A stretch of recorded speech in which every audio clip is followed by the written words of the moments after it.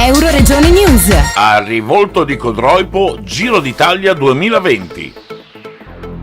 Il comandante del secondo stormo, colonnello Andrea Amadori, nell'aeroporto anche delle Frecce Tricolori, ha ospitato la conferenza stampa per presentare la tappa del Giro d'Italia di ciclismo che partirà dalla base militare di Codroipo. Tra i relatori c'era l'organizzatore regionale Enzo Cainero, il comandante PAN maggiore Gaetano Farina, il vicegovernatore Riccardo Riccardi, l'AD e direttore generale di RCS Sport Paolo Bellino e il direttore del Giro d'Italia Mauro Vegni, oltre al presidente della regione Massimiliano Federica. Vogliamo programmare perché questo ci permette di investire sul territorio e sulla promozione dello stesso evento.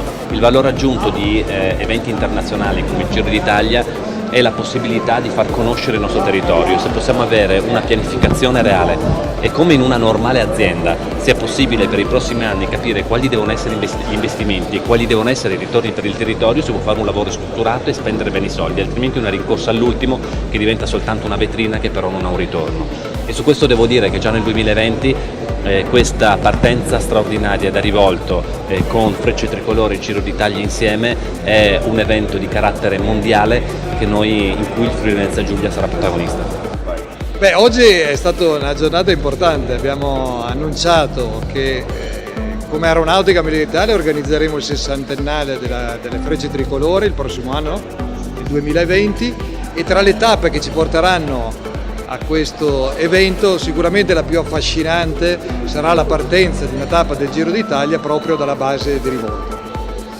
Cosa ci rimarrà alla fine di questo percorso? Personalmente non avrò più forze, però siamo tutti carichi, la squadra è coesa, è forte, è capace, siamo tutti entusiasti di affrontare queste due sfide molto impegnative, ma che coinvolgeranno non solo l'aeronautica militare ma tutte le istituzioni territoriali, locali, e quindi sarà una bella sfida di gruppo.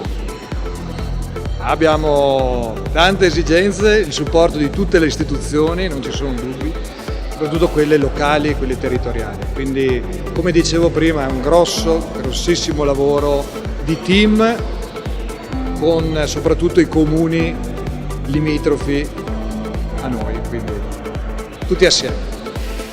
Il personale è contento, è orgoglioso ed emozionato di poter essere parte di questo meccanismo e di questa organizzazione molto complessa. Noi da già 6 mesi che stiamo lavorando e al 60ennale e a questa tappa del Giro d'Italia. Il 2019 avremo il 1° maggio come apertura della stagione e tante altre attività molto interforze, con l'interforze molto a supporto di altre nazioni, tipo verranno gli olandesi, verranno probabilmente uno stormo di elicotteri americani, più tante altre attività. Come sempre non ci mancherà il lavoro qui a Rivolto. Dal Medio Friuli per Euroregione News, Marco Mascioni. Euroregione News.